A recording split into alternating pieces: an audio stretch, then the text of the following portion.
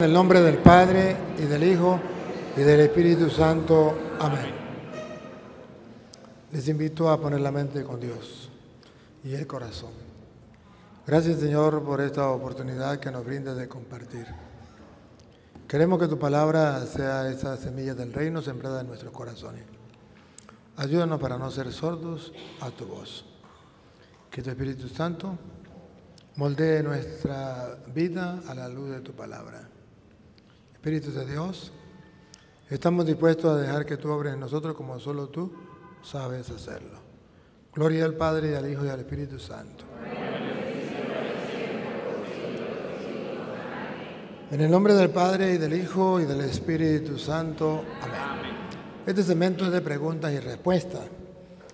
A darle la oportunidad a que saquen las interrogantes que tengan. Por aquí pueden preguntar, pueden pasar por este lado. Si hay algún evangélico, pues puede preguntar el primero. Si no, cualquiera de ustedes, es el momento de un compartir. Queremos hacer una especie de diálogo, una especie de compartir como hermanos. Interrogante que se nos presenta en la iglesia, en la catequesis, en el grupo de apostolado, y que podamos iluminarlo a la luz de la palabra de Dios. O alguna duda que tengan, también pueden hacerlo. El que quiera, aproveche por aquí, que nos queda un corto tiempo. No todos a la vez, sí, porque si no me toca que... Venga. Los que quieran pueden hacer la filita por allá para que pregunten. Si no, yo les pregunto a ustedes.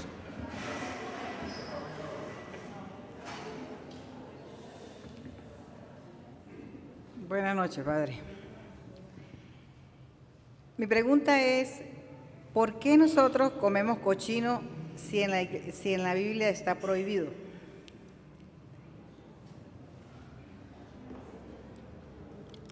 En las Sagradas Escrituras del Antiguo Testamento, ciertamente que estaba prohibido en el Antiguo Testamento. Pero llegado al Nuevo Testamento, nosotros ya no tenemos problema para comer porque Jesucristo nos dijo que nada de lo que entraba a la boca hacía impuro al hombre, sino lo que salía del corazón.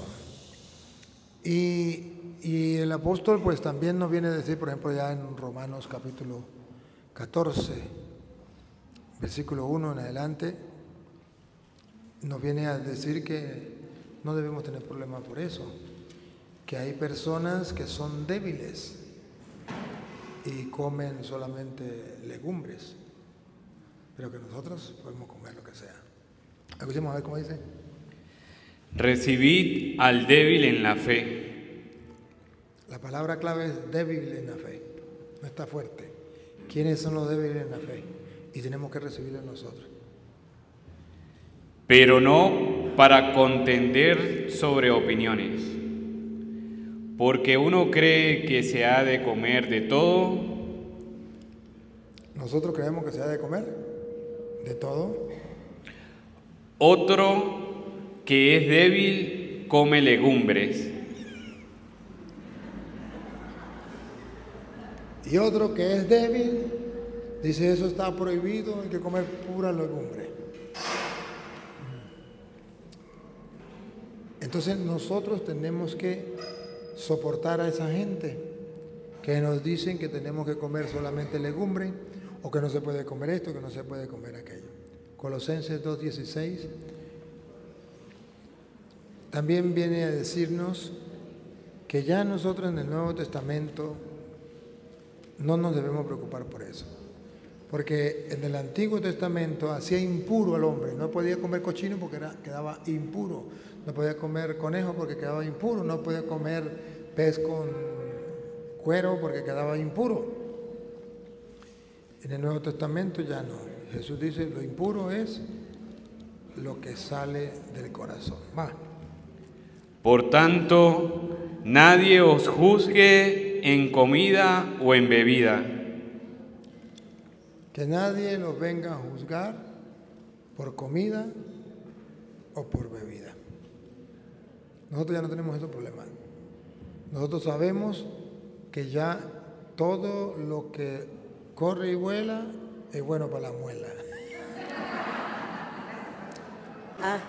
Con referente al bautismo, o sea, hacia lo del bautismo.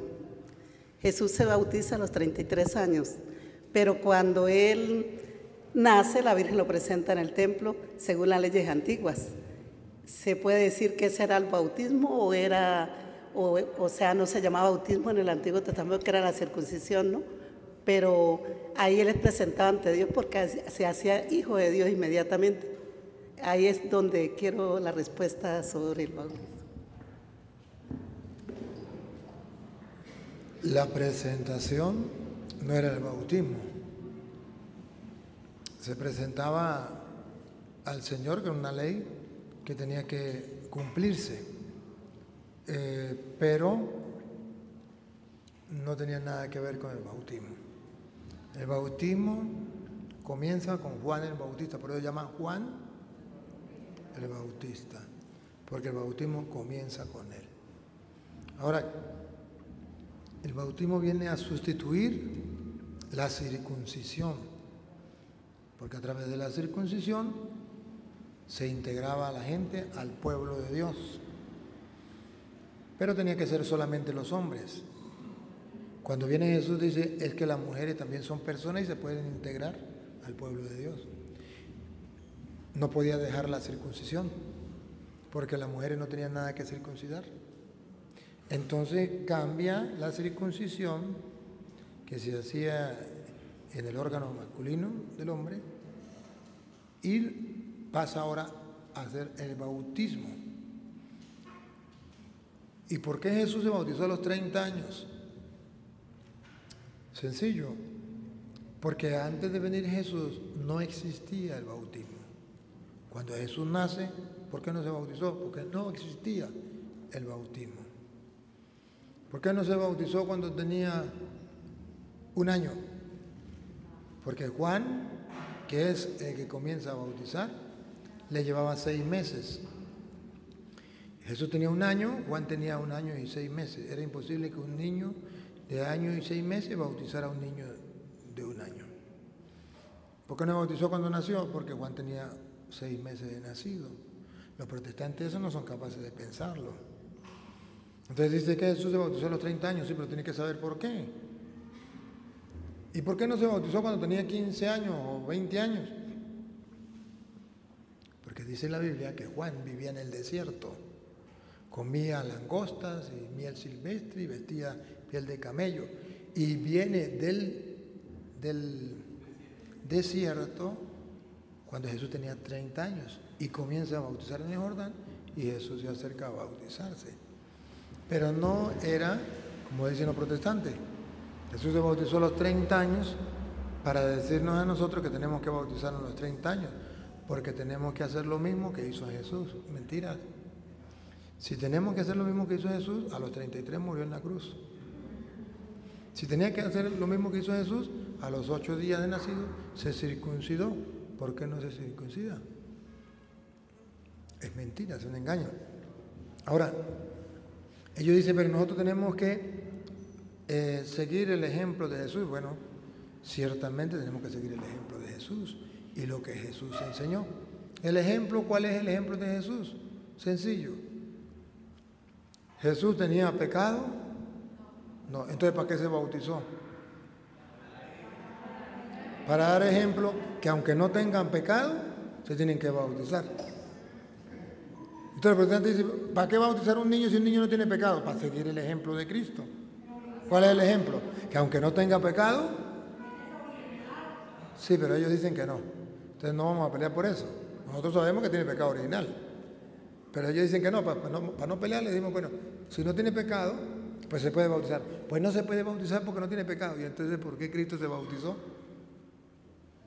Pues para darnos ejemplo, que aunque un niño usted diga que no tenga pecado, aunque nosotros sabemos que sí tiene pecado, pues se bautiza para seguir el ejemplo de Jesús. Y los protestantes no saben para qué es el bautismo. Como no saben para qué es el bautismo, entonces ellos dicen, no hay que bautizar a un niño. Por ejemplo, Primera de Pedro, capítulo 3, versículo 20. Ahí dice San Pedro, ¿para qué es el bautismo? Primera de San Pedro, capítulo 3, versículo 19. Lo puede leer desde el 19 en adelante. En el cual también fue y predicó los espíritus encarcelados. A los espíritus encarcelados.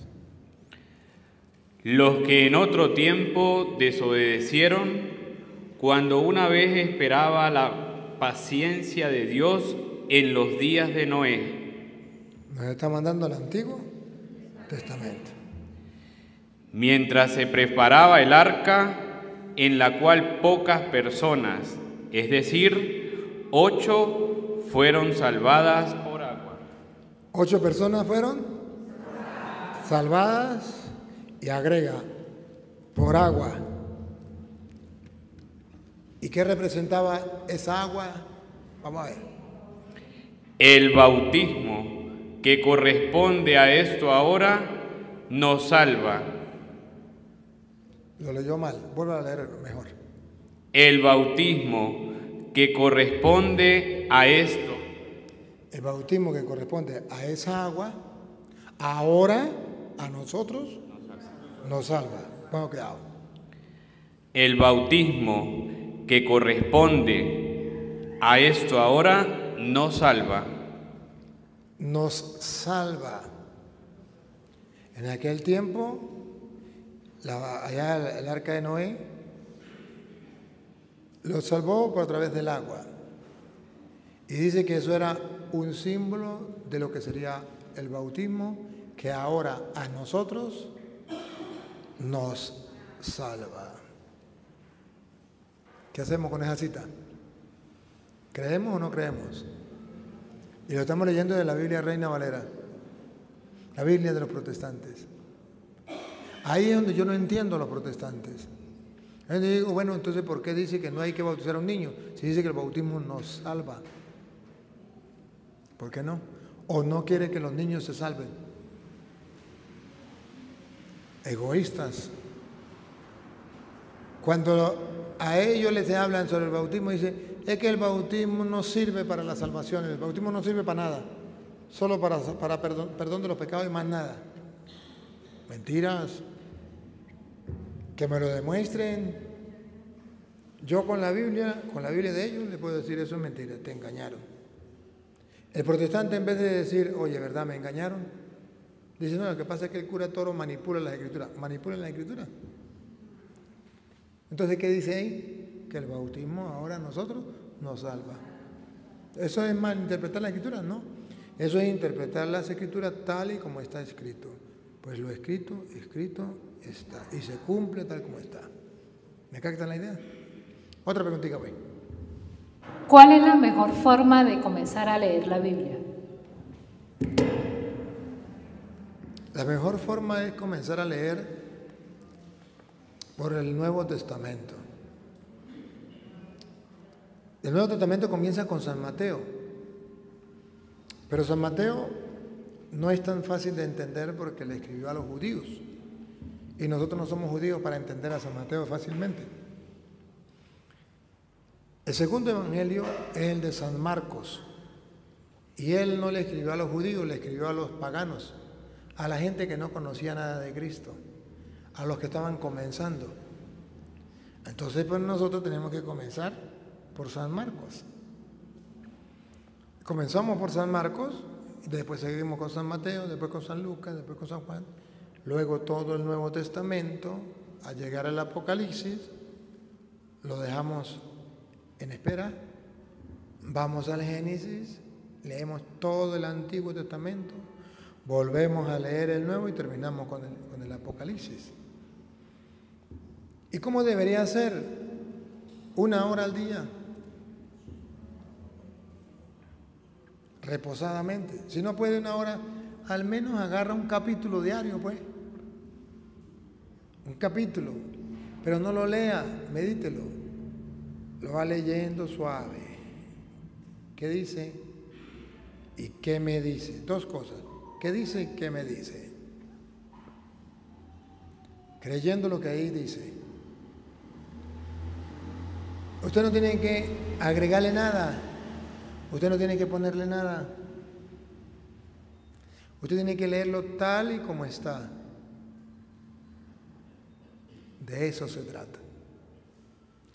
Cuando usted busca agregarle o quitarle, está cometiendo un error. Usted simplemente llega, agarra lo que dice la Biblia, si así lo dice, yo voy a creerlo. Hay cosas donde no lo entiendo, pues busco una ayuda, busco un sacerdote que me explique, porque no lo voy a entender. Hay cosas que voy a quedar confundido. Entonces pregunto y voy aclarando las dudas. Esa es la mejor manera. Y luego nunca leer sin antes haber hecho oración. Invocar al Espíritu Santo que le ilumine. Porque hombres inspirados por Dios fueron quienes lo escribieron. Y bajo la inspiración divina tenemos que leerla. Hacer oración y decirle al Espíritu Santo, ilumíname, porque sin ti no puedo hacer nada. Esa es la mejor manera de leerla.